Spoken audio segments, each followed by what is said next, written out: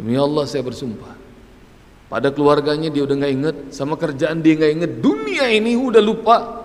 Tapi hafalan Al-Quran itu adalah memori alam bawah sadar yang nggak bakal pernah terlupa, permanen selama-lamanya.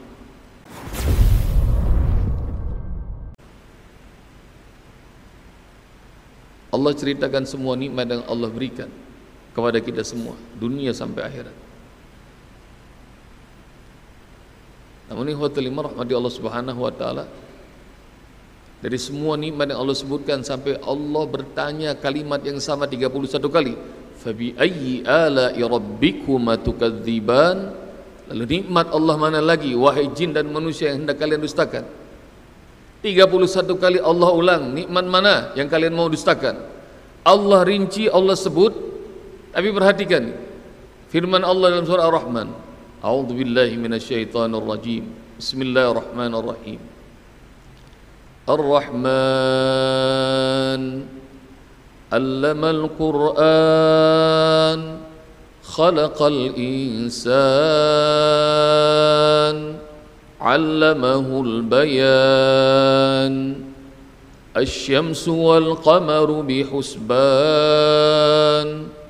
wan najmu wasyajaru yasjudan, was-samaa'a rafa'aha wa wada'al mizan, alla tatghaw fil mizan, wa aqimul wazna bil qisti wa la tukhsirul mizan, wal arda wada'aha lil anam, fiha fakihatun wan nakhlu dhatul akmam, wal habbu dhul asfi war rayhan, fabi ayyi ala'i rabbikuma tukadziban. Semua nikmat dari dunia sampai akhir Allah sebutkan dalam surah Ar-Rahman. Tapi perhatikan ikhwatul iman, setelah Allah sebut dirinya Ar-Rahman yang maha pemurah, maha pengasih, maha pelindung, yang memberi anugerah, Allah sebut nikmat pertama adalah 'allamal Qur'an. Allah ajarkan Al-Quran. Bahkan kalau nggak ada Al-Quran, hidup kita nggak penting. Kenapa? Karena setelah 'allamal Qur'an baru Allah bilang khalaqal insan. Allah ciptakan manusia. Jadi hidup kita ini nggak penting sama sekali kalau nggak ada Al-Quran. 'Allamahul bayan, lalu Allah berikan, kasih tahu cara bagaimana kita bisa pandai bicara. Baru Allah cerita matahari, bulan, bintang, pepohonan, semuanya bersujud, langit, bumi, lautan, sampai nikmat di surga Allah sebutkan.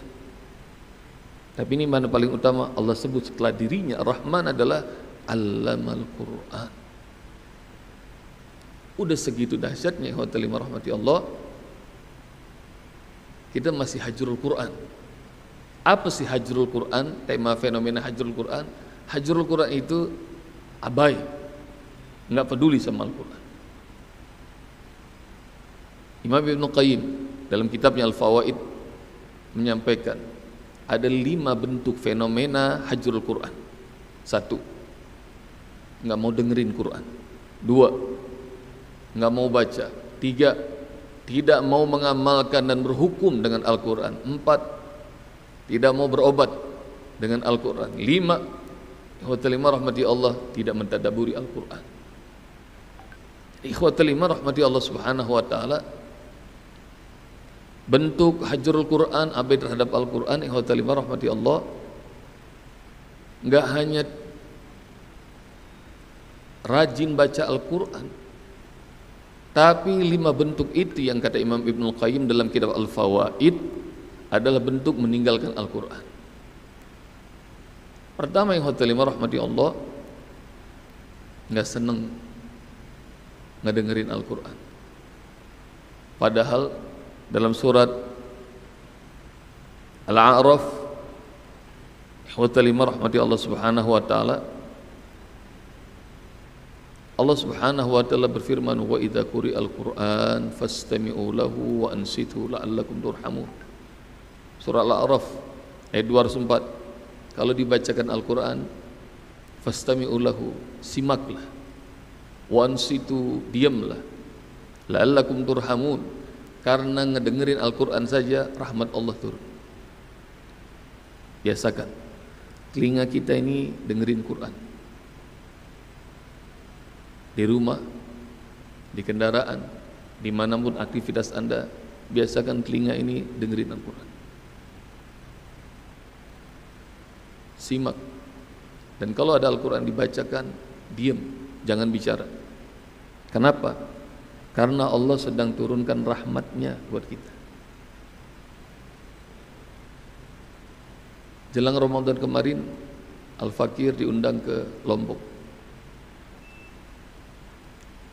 meresmikan Najah Quran Center. Najah ini hotel yang rahmati Allah, seorang anak yang viral ikut acara di sebuah stasiun televisi namanya Hafiz Indonesia tahun 2019.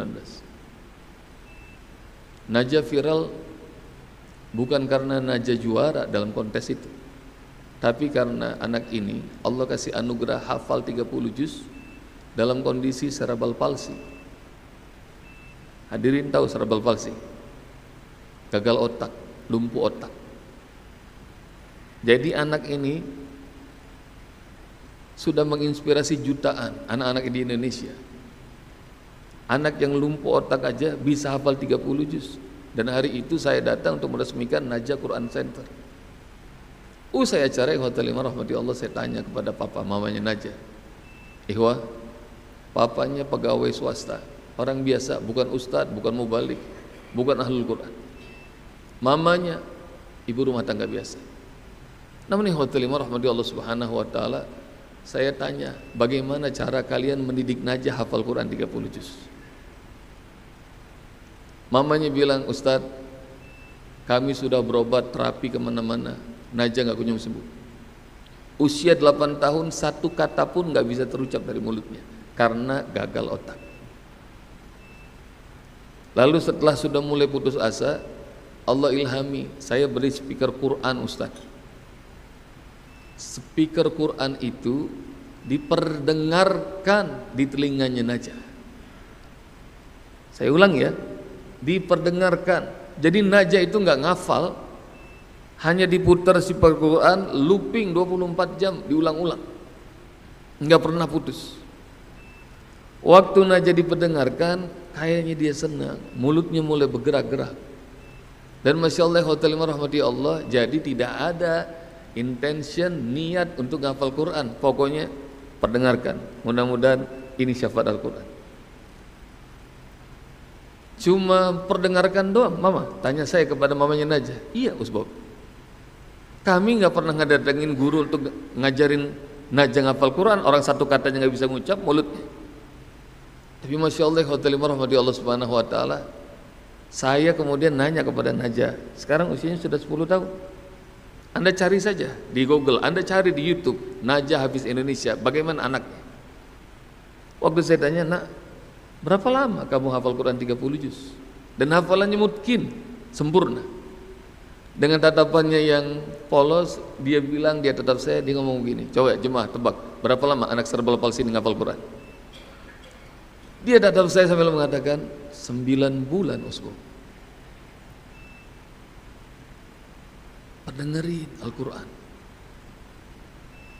Wa idza quri'al Quran fastami'u lahu wa ansitu la'allakum turhamun. Kalau Al-Quran itu diperdengarkan oleh pada kalian, simak. Wa ansitu, diam, la'allakum turhamun, agar kalian dirahmati. Rahmat Allah lagi turun nih. Apalagi Hotel Imam Rahmati Allah Subhanahu wa taala, kalau di rumah kita kedengaran Al-Quran, di tempat kita aktivitas kedengaran Al-Quran, di kendaraan kita, di mana-mana, Masya Allah, Hotel Imam Rahmati Allah. Dan saya dulu masih ingat, waktu masih kecil, Hotel Imam Rahmati Allah, kita semua nih bisa hafal Quran, bisa hafal ayat-ayat Quran dan surah-surah Al-Quran, nggak usah belajar, sering dengar, hafal kita. Percaya nggak? Barusan tuh imam subuh baca surat apa? Masih ingat nggak? Yasin. Karena dari kecil mungkin setiap malam Jumat kita sering diperdengarkan atau kita ikut baca surat Yasin. Apa yang dibaca sama imam tadi hafal tuh kita. Padahal kita nggak pernah ngafal. Dengar aja hafal. Maka kalau diperdengarkan Al-Quran, ada suara Al-Quran, dengerin apa? Dan ikhwatal iman rahmati Allah subhanahu wa ta'ala, Al-Quran itu tidak sesulit yang kita bayangkan. Bahkan Rasulullah SAW sampai wafat, Rasul nggak bisa baca, Rasul nggak bisa nulis. Saya ulang nih statement ini. Sampai Rasulullah wafat, Rasulullah nggak bisa baca, Rasulullah nggak bisa nulis. Dan beliau bergelar ummi. Lalu bagaimana cara belajarnya Rasulullah sallallahu alaihi wasallam? Surah 75 Al-Qiyamah ayat 16 sampai 19. La tuharrik bihi lisanaka lita'jala bi inna 'alaina jam'ahu wa qur'ana fa idza qara'nahu fattabi' qur'ana thumma inna 'alaina bayana. Jangan kau gerakkan lisanmu Muhammad untuk terburu-buru pengen menguasai Al-Qur'an. Inna alaina jam'ahu wa qur'ana, kami yang akan kumpulkan Al-Qur'an di dadamu dan kami yang akan bacakan. Fa idza qara'nahu fattabi qur'ana. Nih metode cara belajar Rasulullah Al-Qur'an. Kalau Jibril bacakan, Rasul ikuti. Summa inna alaina bayana, dengerin aja dan ikuti, maka insyaallah engkau akan paham. Tugas kami akan membuatmu paham. Jadi jemaah sekalian rahmati Allah subhanahu wa ta'ala, dengarkan, ikuti. Dan ini model belajar Al-Quran yang paling efektif dan dilakukan Rasulullah. Dan Rasulullah itu qudwah kita, uswah kita, suri tauladan terbaik. Maka cara belajarnya juga yang terbaik. Mendengarkan, ikuti. Mendengarkan, ikuti. Simple. Ini hotel 5 rahmati Allah subhanahu wa ta'ala, dengerin Al-Quran. Dan kalau kita nggak suka memperdengarkan Al-Quran, hotel 5 rahmati Allah, dalam surah Fussilat ayat 3 dan 4 Allah subhanahu wa ta'ala berfirman, Kitabun fussilat ayatuhu Qur'anan Arabiyyan liqaumin ya'lamun basyiran wa nadhiran fa'arada aktsaruhum fahum la yasma'un. Kitabun fussilat ayatuhu, ini adalah sebuah kitab yang dijelaskan ayat-ayatnya, Qur'anan Arabiyyan, sebagai Quran bacaan dalam bahasa Arab, liqaumi ya'lamun, buat kaum yang mengetahui. Basyiran, ini adalah Al-Quran yang membawa kabar gembira. Wa nadhiran, dan dia adalah peringatan. Fa'arada aktsaruhum fahum la yasma'un, tapi sayang kebanyakan manusia berpaling dari Al-Quran dan mereka enggak mau mendengarkan. Jadi hajrul Quran itu enggak mau dengerin Quran. Yang pertama, siapakah kita yang hotel 5 rahmati Allah enggak mau dengerin Quran? Umar bin Khattab radhiyallahu an, kisah dapat hidayahnya masuk Islam cuma hanya dengarkan Al-Quran. Surah Toha, surah 20 ayat 1 sampai 8, dengerin aja dapat hidayah. Dengerin Al-Quran dapat rahmat. Yang kedua, bentuk hajrul Quran, mengabaikan Al-Quran, enggak mau baca Quran. Padahal ikhwatal iman rahmati Allah, enggak ada bacaan yang lebih dahsyat, enggak ada bacaan yang lebih keren daripada Al-Quran. Satu hurufnya pahalanya 10. Banyak mubalik sudah sampaikan ini, saya yakin di majlis ini. Tapi ikhwatal iman rahmati Allah subhanahu wa ta'ala, setiap hurufnya mengandung kedahsyatan, setiap harokatnya terlalu indah. Bahkan ikhwatul iman rahmati Allah Subhanahu wa taala, kalau ahli kubur boleh meminta, maka mereka pengen baca Al-Quran kembali lagi di dunia karena terlalu indah. Pernahkah Anda punya pengalaman ikhwatul iman rahmati Allah Subhanahu wa taala, orang yang sudah tidak punya harapan hidup lagi, sekarat, naza, koma, kabel sudah di mana-mana, selang sudah masuk di tubuhnya, ngedengar juga udah nggak bisa, bicara udah nggak bisa, apapun nggak bisa. Tahu kira-kira ikhwatul iman rahmati Allah Subhanahu wa taala, apa yang diharapkan darinya dan apa yang diharapkan keluarga darinya? Saya nggak ngerti ikhwatul iman, orang ngerti dalilnya atau tidak, tapi setiap kali ada kematian atau menjelang kematian, saya nggak ngerti kenapa banyak keluarga mereka cuma mengandalkan bacaan Al-Quran. Pernahkah Anda dapati fenomena kayak gitu? Ada orang meninggal, pasti Quran dibaca. Orang jalan meninggal, Al-Quran yang dibaca.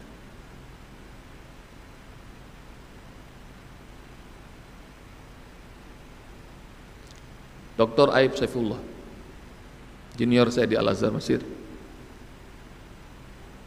doain saya Usbab, anak baru 21 juz nih hafalan. Tapi anak mau cerita pengalaman anak. Kata Aib Saifullah, waktu lagi nyusun disertasi,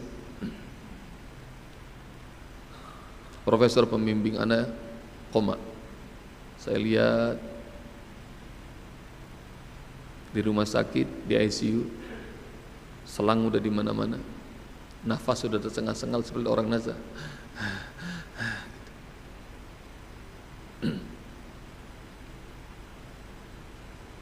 Lalu ngelihat saya datang, seorang anaknya datang menghampiri saya. Saya masih di luar, melihat dari kaca. Diceritakanlah oleh anaknya itu, kondisi ayah sudah berhari-hari nggak sadarkan diri. Ayah udah nggak bisa ngerespon, ayah udah nggak tahu lagi, nggak kenal lagi suara Umi, suara kami anak-anaknya. Kayaknya ayah sudah tidak sadarkan diri. Kalau kau diberikan kesempatan masuk nanti, doakan ayah saya, kata anaknya.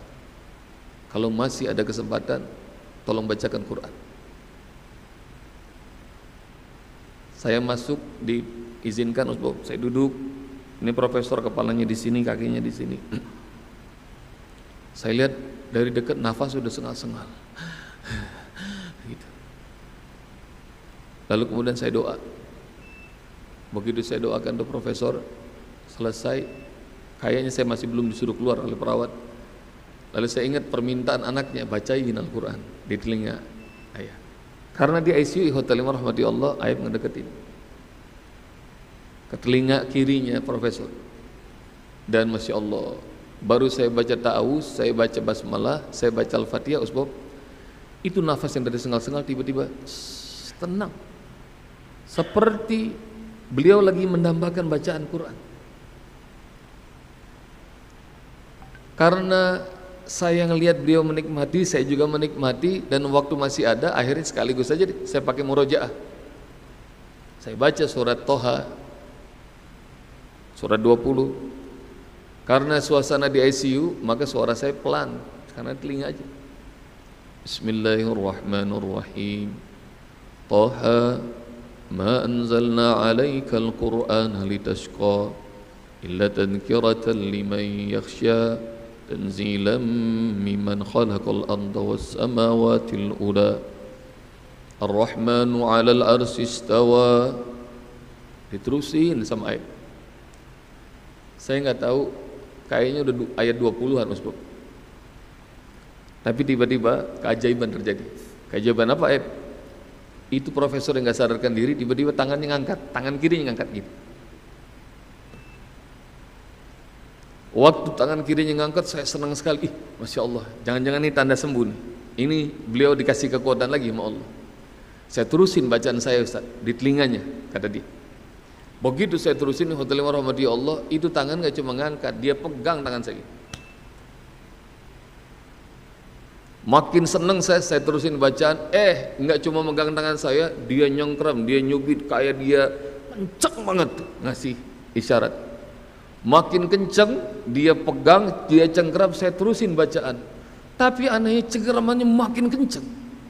Tiba-tiba saya sadar, profesor seperti ngasih isyarat, berhenti. Ada ayat yang lengkap.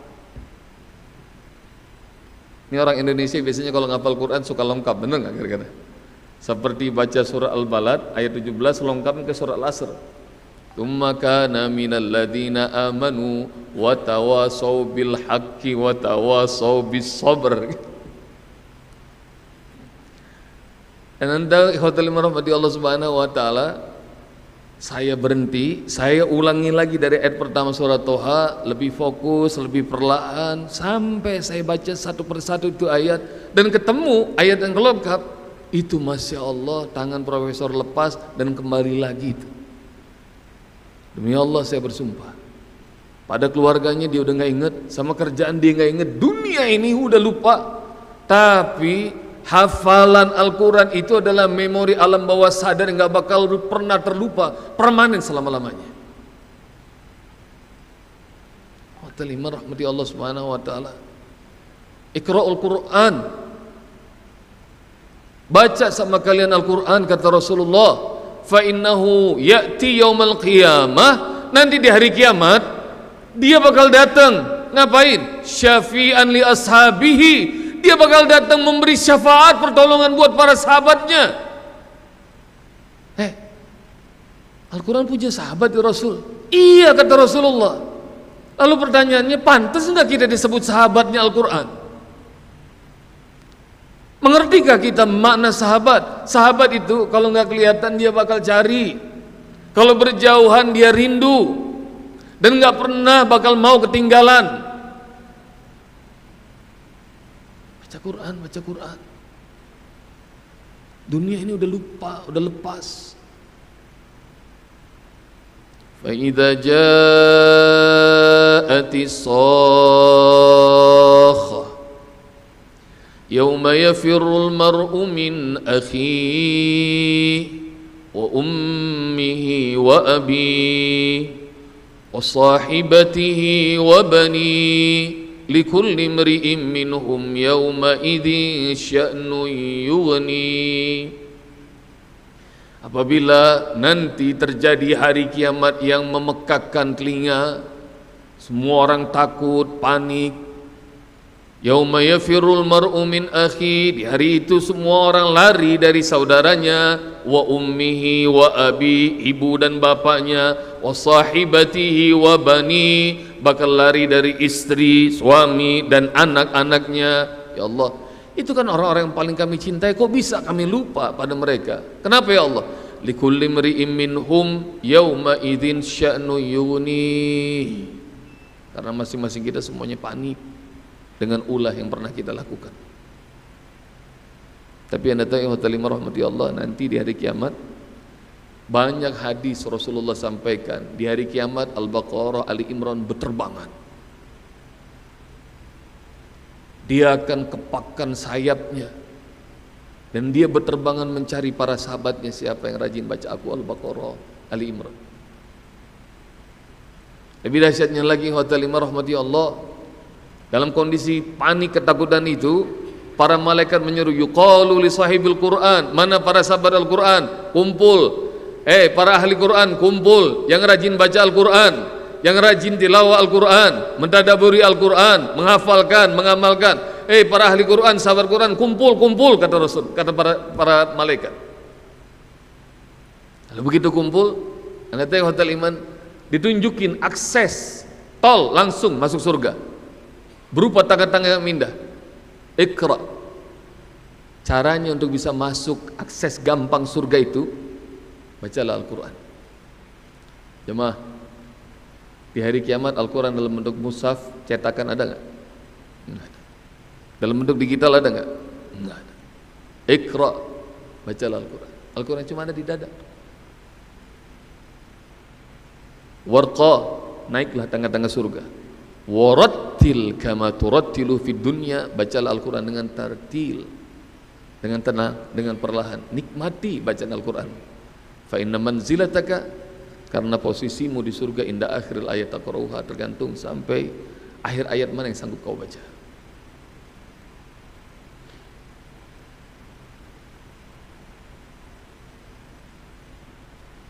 Semua amal soleh di akhirat berhenti. Salat nggak ada salat lagi. Zakat udah nggak ada zakat lagi. Sedekah nggak ada. Tapi anda tengok hotel iman, para sahabat Al-Quran itu masih baca Quran, masih membaca. Maka kalau kita nggak termasuk sahabat Quran, yang nggak rajin baca Quran, maka nggak kebagian syafaat Al-Quran dan nggak kebagian nikmat yang terindah nanti di surga. Syafaat Al-Quran bagi orang-orang yang rajin baca Quran, nggak cuma nanti di akhirat, di dunia udah terjadi. Jeffrey bukan nama asli.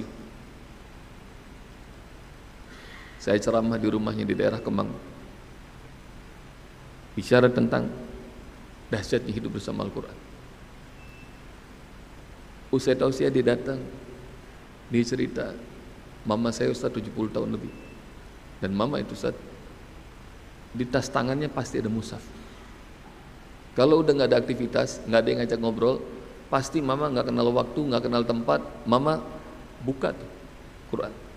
Dan mama itu Ustaz kalau baca Al-Quran pasti bersuara, jadi nggak kayak orang diem, ada suaranya. Jemaah, kalau kalian baca Al-Quran bersuara lah, dan baca Al-Quran minimal 30 menit. Kenapa? Karena risetnya sudah dilakukan banyak. Sudah banyak melakukan riset tentang pentingnya baca Al-Quran dengan bersuara minimal 30 menit dalam sehari. Itu kan membuat sel darah Anda menjadi selalu muda dan penyakit akan pergi. Balik ceritanya Jeffrey tentang mamanya. Jadi mama tuh kemana-mana selalu baca Quran. Mudah-mudahan Allah rezekikan kita bisa kayak begitu. Baca Quran di rumah, baca Quran di kendaraan, baca Al-Quran di tempat kita beraktivitas, di mana-mana kita baca Quran. Usia 70 tahun lebih, mama kena kanker rahim Ustaz. Harus operasi. Kami diskusi sama dokter, chance-nya dokter 50-50. Berhasil atau mati. Maka sebelum operasi saya suruh tanda tangan. Saya anak laki-laki terbesar, musyawarah sama keluarga, maka kemudian saya tanda tangan karena semuanya mengizinkan, ya lakukan operasi. Tapi sebelum saya tanda tangan, dokternya bilang, Pak Jeffrey, meskipun nanti ini sukses, tapi rasa sakit bekas luka operasi itu minimal perihnya 6 bulan gak bakal hilang.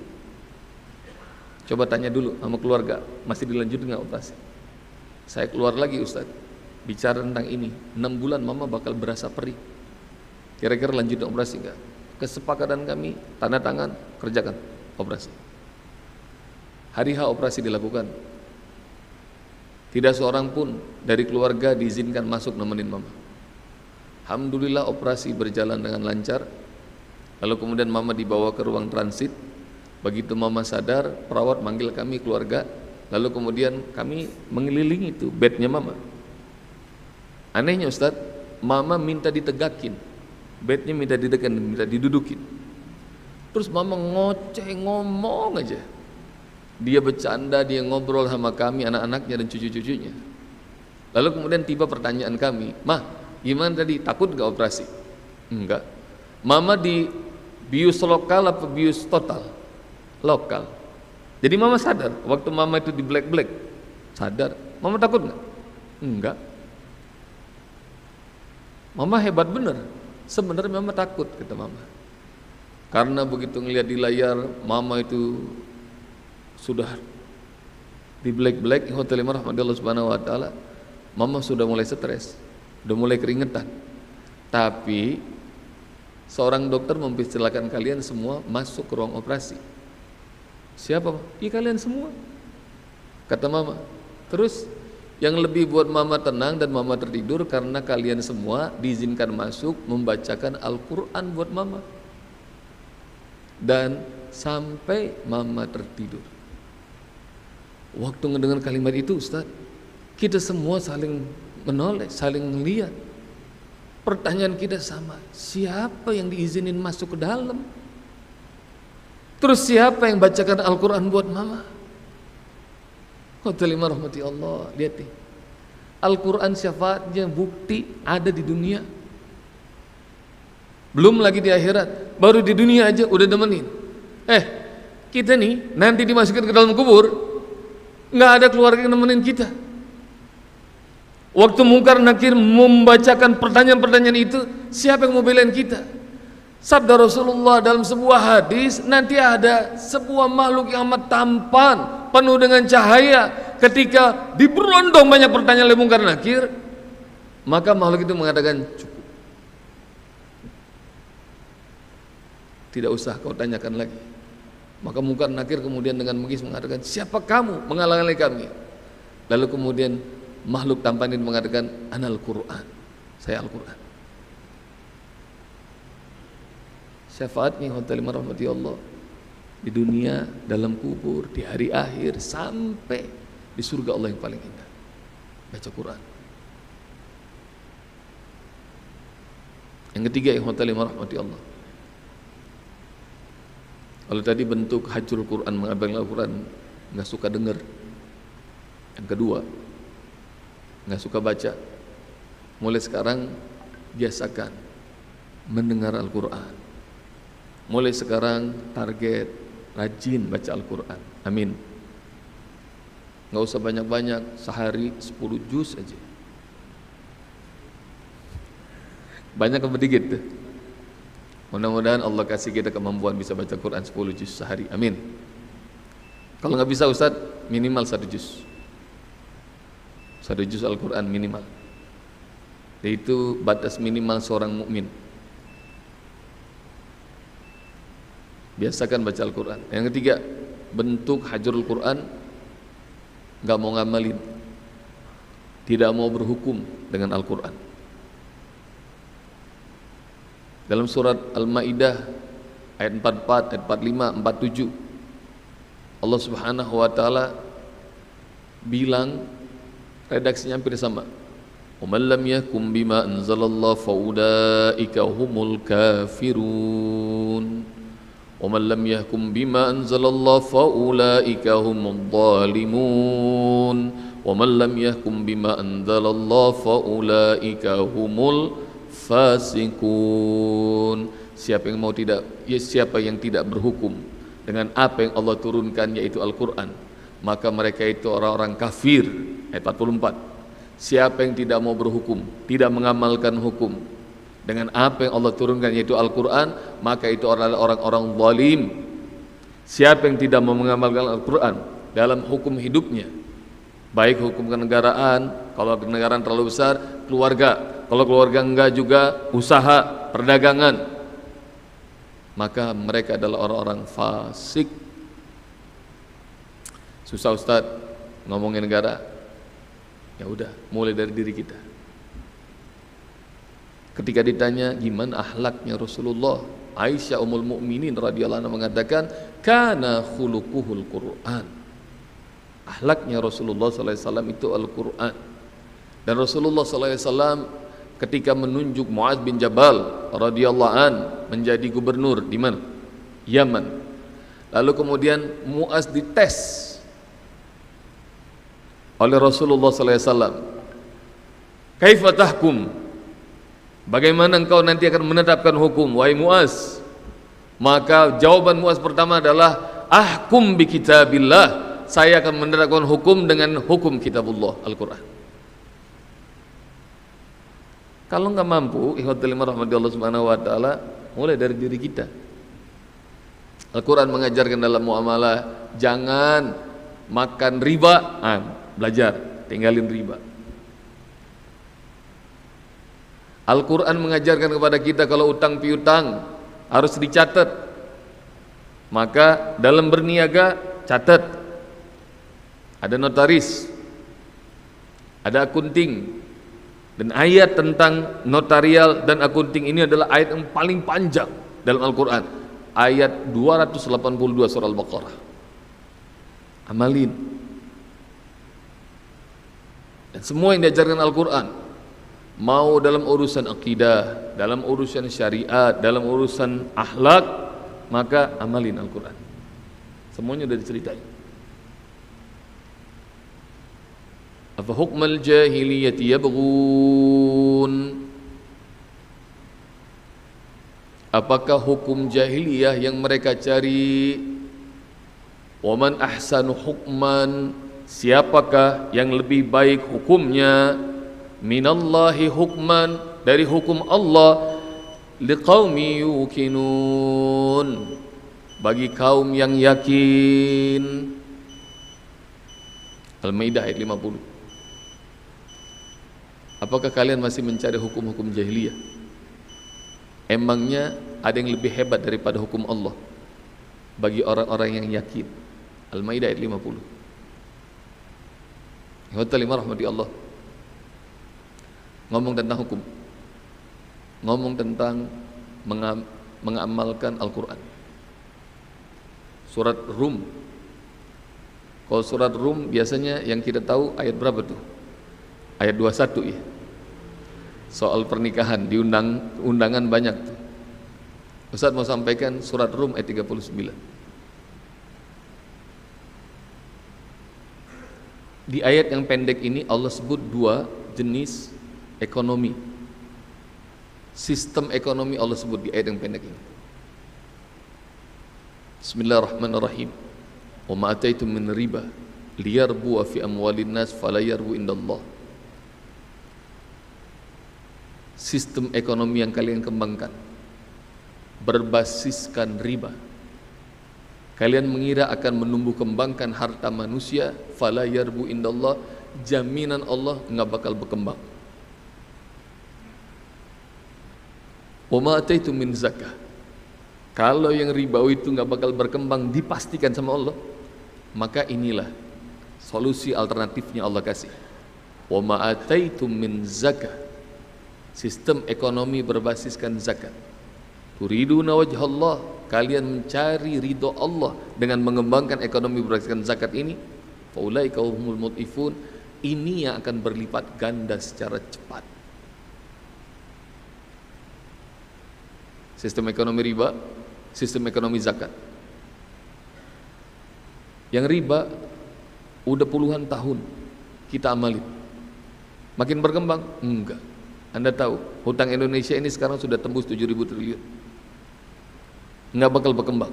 Yang ada malah boncos, kata Allah. Wa ma ataitum min zakat. Tapi kan kita belum pernah nyobain sistem ekonomi berbasiskan zakat. Faulaika humul mudhifun, ini yang berlipat ganda secara cepat. Masih berapa menit lagi menuju salat syuruk? Ada 10 menit. 10 menit, oke. Dalam disertasinya Dr. Yusuf Qaradawi di Al-Azhar University Kairo, disertasi beliau itu fiqhuz zakah. Dalam fikih zakat yang beliau tulis, ikhwatal iman rahmati Allah Subhanahu wa taala, ada kisah menarik negara, enggak cuma satu negara, daulah Islamiyah seluruh dunia kelar ekonominya dengan zakat. Di zaman siapa? Zamannya Muaz bin Jabal. Tadi saya sebut bahwa Rasulullah SAW mengangkat Muaz bin Jabal jadi gubernur Yaman. Maka beberapa lama setelah itu Rasulullah wafat. Diganti khalifah pertama namanya Abu Bakar. Nggak nyampe 3 tahun Abu Bakar wafat. Diganti oleh siapa? Umar bin Khattab. Di manakah ibu kotanya Umar bin Khattab? Ibu kotanya masih sama, di Madinah. Di manakah Muaz bin Jabal? Muaz bin Jabal juga masih menjabat sebagai gubernur Yaman. Anda tahu bagaimana ketegasannya Umar bin Khattab. Tapi tahun pertama Umar bin Khattab bertugas di Madinah, ikhwatalima rahmati Allah, Muaz bin Jabal bawa 1/3 harta zakat orang-orang Yaman. Harta apa ini? Kata Umar, ini harta zakat orang-orang Yaman, wahai khalifah. Muaz, tidakkah kau tahu harta zakat itu desentralisasi, tukhadhu min aghniyaihim wa turaddu ila fuqaraihim. Di mana harta zakat dikumpulin, di situ dibagiin. Kalau harta zakat dikumpulin Masjid Darussalam, ngebaginya nggak usah ke Jogja, nggak usah ke Bandung, nggak usah kemana-mana, selesain masalah ekonomi di sini. Harta zakat begitu, kata Umar bin Khattab, sebagaimana tuntunan Rasulullah, desentralisasi. Lalu kata Muaz bin Jabal, hai Khalifah, 2/3-nya sudah aku bagikan buat orang-orang Najd, Yaman. Udah nggak ada lagi asnaf zakat, fakir, miskin, mu'allaf, ghorimin, fisabilillah, semuanya udah nggak ada lagi. Dengan 2/3-nya. Oh, sudah selesai? Iya. Oh, kalau begitu silakan kau setorkan ke Baitul Mal. Diterima sepertiganya. Tahun kedua, ikhwatal iman rahmati Allah, Muaz bin Jabal bawa setengah. Tahun ketiga, Umar bin Khattab menjabat, Muaz bin Jabal bawa semua harta zakat orang-orang Najd Yaman. Pak, ini cerita bukan Israiliyat, bukan hadis dhaif, ini ada dalam disertasi doktoral punyanya Yusuf Qaradawi, Fiqh Zakat namanya. Selesai ekonomi. Dan Allah bilang faulaika humul mudhifun, tuh yang bakal berlipat ganda secara cepat. Masih nggak percaya hotel iman kejauhan zamannya Umar bin Khattab. Waktu BMT pertama kali Darussalam nih bikin, tahun berapa itu? Saya ceramah dan saya sampaikan pengalaman dompet duafa, ngasih modal yang hotel iman rahmati Allah subhanahu wa ta'ala kepada masyarakat di Tangerang, masing-masing dengan dana zakat 500.000, dikirim pendamping. Dari 500.000 itu ada ustadz namanya Saifuddin, Ustadz Udin. Maka dengan duit 500.000 itu hotel rahmati Allah subhanahu wa ta'ala dia beli mesin jahit. Lalu kemudian dia kerja hotel rahmati Allah di konveksi. Lama kelamaan hotel rahmati Allah bertumbuh, belum 2 tahun dia punya karyawan 35 orang. Mana? Harta zakat Allah berkahi. Masih belum percaya juga hotel rahmati Allah subhanahu wa ta'ala. Seorang sahabat saya, Rahmat Nur Indra, semoga Allah rahmati beliau. Beliau sudah berpulang hotel iman karena Covid kemarin. Beliau calon direktur bank. Setiap ketemu saya bilang resign. Akhirnya hotel iman rahmati Allah diajak 5 teman, 4 teman. Mereka berlima datang menghadap saya, Ustaz, kami sudah diskusi, kami mau bikin BMT. Tadinya para banker, maka mereka mau hijrah. Lalu kemudian kita bikin BMT bersama saya 6 orang di hotel rahmati Allah, patungan 600 juta, 100 juta, 100 juta, 100 juta. Hotel rahmati Allah subhanahu wa ta'ala tahun 2012 kita buat. Tahun 2019 setelah 7 tahun saya Dewan Syariahnya belum pernah datang ke kantor. Maka saya datang pertama kali ke kantor. Saya tanya hotel rahmati Allah dalam 7 tahun itu sudah berapa banyak karyawan? Alhamdulillah Ustadz, sekarang cabang kami sudah lebih dari 50. Karyawannya lebih dari 250. Terus nasabah lebih dari 50.000 Ustadz. Aset sudah jadi berapa? Hotel rahmati Allah subhanahu wa ta'ala, Mas Indra bilang kepada saya, asetnya sudah di atas 100 miliar. Saat itu 70 miliar hotel iman, mohon maaf. Waktu 70 miliar saya kaget. Uang dulu 600 juta. Lalu begitu saya minta data-data hotel iman rahmati Allah, 7 tahun ini sekarang pertumbuhannya sudah berapa persen ya? Itu beliau sebagai direktur utama BMT itu hotel iman rahmati Allah rupanya belum pernah ngitung pertumbuhan, growth-nya belum pernah ngitung. Maka begitu dihitung hotel iman rahmati Allah, ini bantuin orang-orang susah dengan modal 1 juta, maka tumbuh semakin banyak semakin besar. Anda tengok hotel rahmati Allah setelah dihitung pertumbuhannya 13.900%. Dalam 7 tahun itu hotel rahmati Allah subhanahu wa ta'ala, per tahunnya pertumbuhannya adalah 2000-an persen, 20 kali lipat. Bisnis apa yang hotel yang rahmati Allah Subhanahu wa taala bisa sampai marginnya 2000%? Ini yang kata Allah Subhanahu wa taala, kumpulin zakat-zakat kalian, bantuin orang-orang susah, dampingi mereka, maka kata Allah faulaika humul mudhifun. Itu yang berlipat ganda secara cepat. Kembali hotel yang rahmati Allah Subhanahu wa taala, bentuk hajrul Quran, kita abaikan Al-Quran, hukum-hukumnya enggak kita amalin. Dari dua perbandingan surat 30 39 Allah sebut, kalian pilih mana dalam urusan ekonomi, riba atau zakat? Yang riba nggak bakal berkembang kata Allah, yang zakat aku yang jamin berlipat ganda secara cepat. Karena itu hotel yang rahmati Allah Subhanahu wa taala, suburkan harta kita dengan sedekah, wa yurbis sadaqat, Allah akan tumbuh kembangkan, Allah akan suburkan harta kita dengan banyak sedekah. Hotel iman rahmati Allah, saya sudah sebutkan bentuk mengabaikan Al-Quran. Satu, nggak suka ngedengerin Quran, maka mulai sekarang biasakan kita dengerin Quran. Dan yang kedua, nggak suka baca Al-Quran, perbanyak baca Quran, karena Al-Quran nanti bakal jadi syafaat, pertolongan buat kita. Dan yang ketiga, yang hotel iman rahmati Allah, mulai menerapkan hukum-hukum Al-Quran dari skala yang paling ringan yang mampu kita lakukan. Dan yang keempat, nanti kapan-kapan kita lanjutkan, adalah berobat dengan Al-Quran. Yang kelima, tadabbur, nggak cuma baca, nikmati, salami, rasakan keindahan Al-Quran. Poin 4 dan 5, semoga nanti suatu saat Allah berikan kesempatan kita bisa melanjutkannya lagi. Ini sudah masuk waktu syuruk. Demikian, subhanakallahumma bihamdika asyhadu an la ilaha illa anta astaghfiruka wa atubu ilaik. Assalamualaikum warahmatullahi wabarakatuh.